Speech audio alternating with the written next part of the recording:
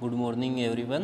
तो बच्चों आज हम करेंगे जो हमारा चैप्टर चल रहा था जब जनता बगावत करती है तो उसके लघुत्तरीय प्रश्न।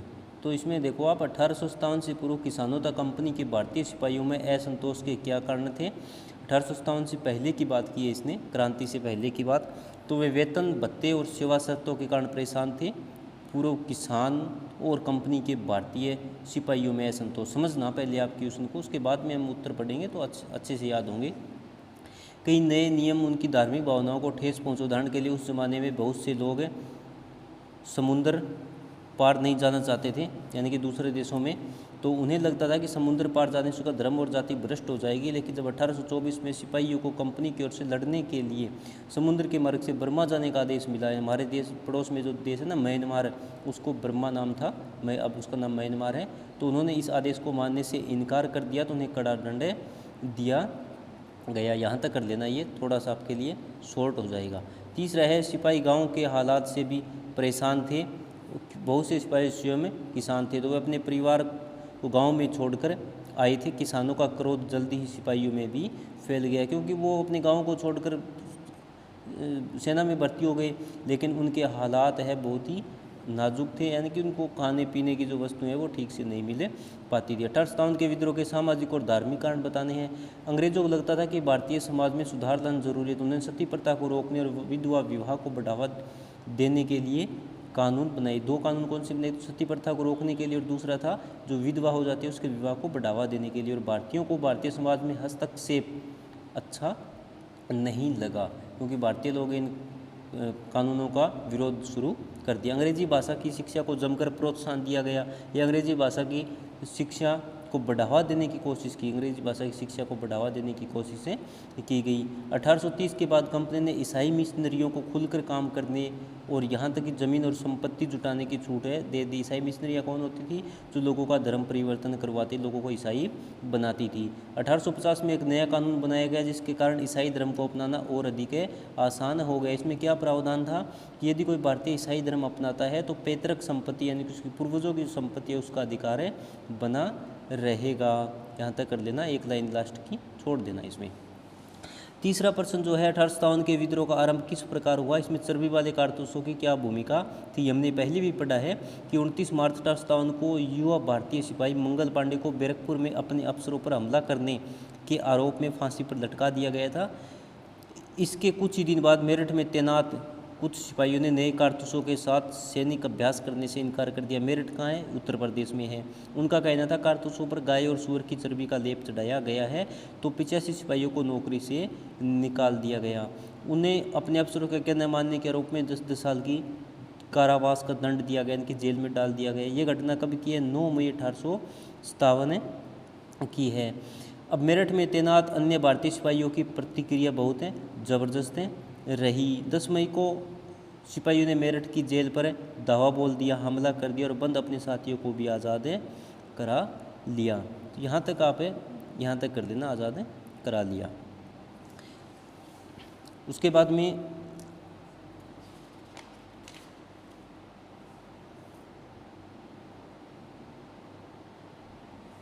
इसमें कुछ प्रश्न है नहीं किताब में, तो उसके बाद में हम करते हैं 10वां प्रश्न करते हैं। ये है 10वां प्रश्न हमारा। ये करते हैं, जो बीच के प्रश्न रह जाते हैं वो आपको करवा दूंगा क्योंकि इस किताब में नहीं है। भारतीय राजनीति पर 1857 के विद्रोह से हुए दीर्घकालीन प्रभाव की आलोचनात्मक समीक्षा करनी है। भारतीय राजनीति पर जो विद्रोह से प्रभाव पड़े थे, दूर के क्या प्रभाव पड़े थे, आने वाले समय में क्या प्रभाव पड़े, उसकी आलोचना करनी है। तो इसमें कोई संदेह नहीं कि 1857 की क्रांति असफल रही, परंतु भारतीय राजनीति पर इसके दीर्घकालीन प्रभाव पड़े थे।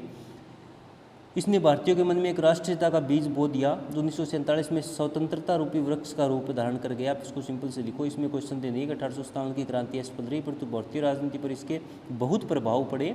इसने भारतीयों के मन में राष्ट्रीयता का बीज बो दिया जो 1947 में स्वतंत्रता का कारण बना। 1947 में स्वतंत्रता का कारण बना। थोड़ा सा हम सिंपल कर लेंगे इसको। वास्तव में ब्रिटिश साम्राज्यवाद से मुक्ति के लिए भारतीय जनता का पहला शक्तिशाली संघर्ष भी था। इसने एक आधुनिक राष्ट्रीय आंदोलन के विकास का आधार तैयार किया। भारतीय जनता के मन में एक अमिट छाप छोड़ी। चीन के ताइपिंग विद्रोह पर टिप्पणी लिखिए। चीन की बात आ रही है। जिस समय भारत में 1857 का विद्रोह फैला था, उस समय चीन के दक्षिणी भागों में एक विशाल जन विद्रोह चल रहा था। कहाँ पर? चीन के दक्षिणी भागों में। यह विद्रोह 1850 में आरंभ हुआ और 1860 के मध्य जाकर समाप्त हुआ, यानी कि 10 सालों तक ये चला था। इस विद्रोह में होंग जिक्वांग के नेतृत्व में हजारों मजदूर और गरीब लोगों ने परम शांति के स्वर्ग साम्राज्य की स्थापना के लिए लड़ाई लड़ी। अब इसमें देखो, अब सिंपल लिखो कि हजारों मजदूरों और गरीब लोगों ने परम शांति के लिए लड़ाई लड़ी। ये स्वर्गिक साम्राज्य की स्थापना है, ये छोड़ देना आप। ये विद्रोह ताइपिंग विद्रोह के नाम से जाना जाता है। होंग जिक्वांग ने अपना धर्म बदलकर ईसाई धर्म अपना लिया था, यहाँ तक कर देना। उसके बाद में ये जो है ना कन्फ्यूशियसवाद और बौद्ध धर्म, कन्फ्यूशियसवाद है वो अंग्रेजों का ही धर्म है, बौद्ध धर्म परंपरागत चीनी धर्म के विरुद्ध है, ये छोड़ो आप। अब इसमें हमें क्या करना है, आप इतना ही कर देना इसमें। उसके बाद में आप यहाँ से कर देना कि चीन में तैनात अंग्रेज और फ्रांसीसी नेताओं ने ताइपिंग विद्रोह को कुचलने के लिए किंग सम्राट की काफ़ी सहायता दी थी। यहाँ तक कर देना। ये बीच का है, ये पूरा छोड़ देना। 12वां प्रश्न है, बहादुर शाह विद्रोह के दौरान जो कुछ लोग थे उनके बारे में बताना है। तो बहादुर शाह जफर के बारे में बताना है। एक तो ये भारत का अंतिम मुगल सम्राट था। अंग्रेज़ों ने उससे कहा था कि मृत्यु के पश्चात उसके बच्चों को लाल किले में रहने की आज्ञा नहीं दी जाएगी। इसी कारण बहादुर शाह अंग्रेज़ों के विरुद्ध हो गया। 1857 में भारतीयों ने अंग्रेज़ों के विरुद्ध विद्रोह कर दिया। बहादुर शाह ने विद्रोहियों का साथ दिया। विद्रोहियों ने भी उसे भारत का सम्राट घोषित कर दिया। यद्यपि इस समय तक वो बहुत अधिक बूढ़ा हो चुका था, फिर भी उसने विद्रोहियों का नेतृत्व किया था। उसने सैनिकों द्वारा आरंभ किए गए इस विद्रोह को क्रांतिकारी युद्ध का रूप दे दिया। उसने भारत के सभी सरदारों और शासकों को पत्र लिख अनुरोध किया, विनती की कि भारतीय राज्यों का महासंघ गठित करें, यानी कि भारतीय राज्य सभी अपना एक महासंघ बनाए या एक कमेटी बनाए ताकि ब्रिटिश शासन से जोरदार संघर्ष कर सके, परंतु योजना उसकी सफल नहीं हुई थी। अब क्रांति खत्म हो गई। क्रांति की असफलता पर उसे क्या किया, रंगून जेल भेज दिया गया, उसकी मृत्यु हो गई। ये पूरा पैराग्राफ लगभग हम पहले पढ़ चुके हैं। जो पहले हमने पढ़ा है वही इसमें करना है। नाना साहेब क्या थे? नाना साहेब एक प्रसिद्ध मराठा सरदार था। वह वीर और साहसी था। वह पेशवा का दत्तक पुत्र था।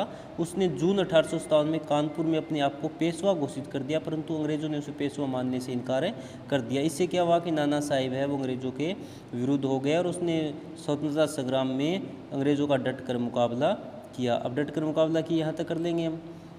उसके बाद में अतः कर्नल नील और नाना साहेब की सेनाओं में घोर युद्ध हुआ, बहुत ज़बरदस्त युद्ध हुआ। दुर्भाग्य से युद्ध में नाना साहिब पराजित हो गया, युद्ध हार गया। उसके बाद में तीसरा है रानी लक्ष्मीबाई, बहुत ही महत्वपूर्ण है। रानी लक्ष्मीबाई झांसी की रानी थी। झांसी उत्तर प्रदेश में है। उसके पति को अंग्रेज़ों ने पुत्र गोद लेने की अनुमति नहीं दी, तो पति की मृत्यु के पश्चात झांसी की शासिका बन गई या रानी बन गई। उसने झांसी में क्रांतिकारियों का नेतृत्व किया। 1858 में अंग्रेज सेनापति सर ह्यूरोज ने झांसी पर आक्रमण किया। रानी ने बड़ी वीरता से किले की रक्षा की। तात्या टोपे ने भी उसकी सहायता की थी, परंतु वह पराजित हुआ और अंग्रेज़ों ने अप्रैल 1858 में झांसी पर एक बार फिर आक्रमण कर दिया। रानी ने वीरता से शत्रु का सामना किया, उसके साथ में लड़ती रही। क्यों कहते हैं कि लक्ष्मीबाई झांसी की रानी वो वीर मर्दानी थी, परंतु उसके कुछ साथी अंग्रेजों से मिल गए थे, इस कारण वह पराजित हो गई और लड़ते लड़ते वीर गति को प्राप्त हो गई, शहीद हो गई। और उसकी वीरता के कारण ही तो उसका नाम भारत के इतिहास में प्रसिद्ध है। लक्ष्मी के बारे में हमें, रानी लक्ष्मीबाई के बारे में हमें पढ़ना चाहिए। पूरा पैराग्राफ आपको पढ़ना है। पढ़ने के बाद में आप क्या करोगे, बिना देखे लिख कर देखोगे, आपको पता चल जाएगा कि आपके कितना आगे याद हुआ है। उसके बाद में कुंवर सिंह बिहार का महत्वपूर्ण नेता था। यद्यपि क्रांति के समय उसकी आयु कितनी थी, 80 वर्ष की थी, तथापि उसने क्रांति में बड़ी सराहनीय भूमिका निभाई। क्या भूमिका थी? उसके साहस और संगठन शक्ति की उसके शत्रु भी प्रशंसा करते थे। बिहार के सभी क्रांतिकारी संगठनों ने उसे पूर्ण सहयोग दिया। यहाँ तक कर देना है। उसके बाद भी कर देना कि वह रेवा, कालपी और बांदा में अंग्रेज़ों के विरुद्ध लड़ा और उसने कानपुर में नाना साहिब की सहायता की, लेकिन अप्रैल 1858 में वह युद्ध करते हुए मारा गया, उसकी मृत्यु हो गई। उसके बाद में है मौलवी अहमदुल्ला, फैज़ाबाद का मौलवी अहमदुल्ला, जो 1857 के विद्रोह का एक महान नेता था। वह मद्रास या चेन्नई, पहले चेन्नई का नाम मद्रास हुआ करता था, का निवासी था और वहीं उसने सैनिक विद्रोह का प्रचार किया। जनवरी 1857 में वह उत्तर भारत में फैजाबाद की ओर बढ़ा। वहाँ उसने एक अंग्रेजी टुकड़ी के साथ ज़बरदस्त लड़ाई की। इस सैनिक टुकड़ी को वहाँ इस उद्देश्य भेजा गया कि मौलवी साहब को विद्रोह का प्रचार करने से रोके। जब विद्रोह की ज्वाला पूरी तरह से भड़की तो वह एक मान्य नेता के रूप में सामने आया और लखनऊ के स्थान पर वह पराजित हो गया। यहाँ तक कर देना है। तो ये 500 के बारे में हमें बताना है। तो अब ये आपके जो कुल 1, 2, 3, 4, 5 और 6 जो लघुत्तरीय प्रश्न हैं ये आपको सभी याद करने हैं। अब इसमें लिखने कौन से, देखो लिखने के लिए आपको है, एक तो है पहला लघुत्तरीय, उसके बाद में लघुत्तरीय दूसरा करना है आपको और लघुत्तरीय तीसरा। 3 प्रश्न लघुत्तरीय लिखने हैं और याद आपको कंप्लीट करने हैं। जो बीच के कुछ क्वेश्चन रह जाते हैं 3 से 9 तक जो क्वेश्चन है वो हमें कल कर लेंगे। फिर भी अगर कोई प्रॉब्लम हो तो ज़रूर बताएं।